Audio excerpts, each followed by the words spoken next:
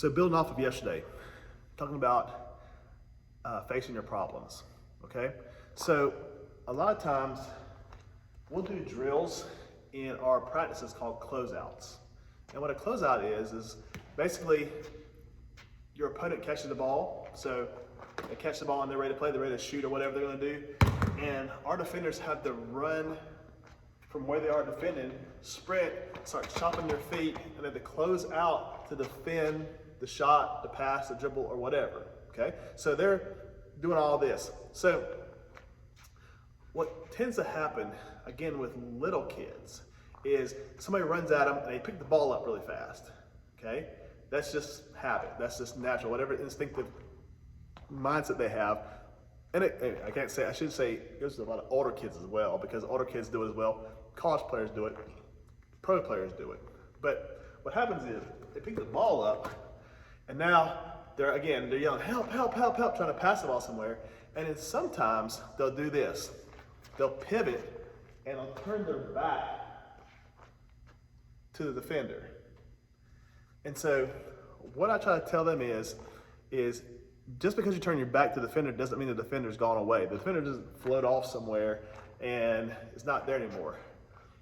You turn, pivot, and face your problem. And you say, well, I can't see because the defender's in front of me and doing all this, and blah, blah, blah, blah, blah, and taking my vision away from me. Well, what you do is you create some space, and you create some space properly, okay? So what you'll do is, as the defender's here, you still have a pivot foot, okay? Maybe you can't dribble anymore because you picked it up, because you panicked a little bit, but you can sweep the ball across their waist and move your off foot, okay, your non-pivot foot, to get some space, okay? Don't go high and do something dirty and do something wrong, because that's cheating, that's being a bad sport, and that's not the way you handle issues or handle problems. You figure out a way to get a little bit of space, to make the proper pass, to make the proper decision, to get what you want, which is hopefully a pass, maybe at the end of the game, do this to get some space to get a shot off, but there's a right way and a wrong way to do things. So again, it's kind of how you handle yourself when you're in a tough spot. When you're in a tough spot, like the defender's in your face, going blah, blah, blah, blah, blah, making a lot of noise, and the crowd's yelling, and everybody says, pass, pass, pass, I'm open, I'm open. Again, keep yourself composed. You have an option. Well, you have two choices. You can just throw the ball away and it's done with, but then the other team gets it, the opponent gets it, and they go down the floor, and that's not a good decision. You're just kind of just giving in to the problem. Or you can face the problem, get them off of you, keep yourself calm, concept of being still, and making the proper pass, whether it's a bounce pass, skip pass, chest pass, whatever.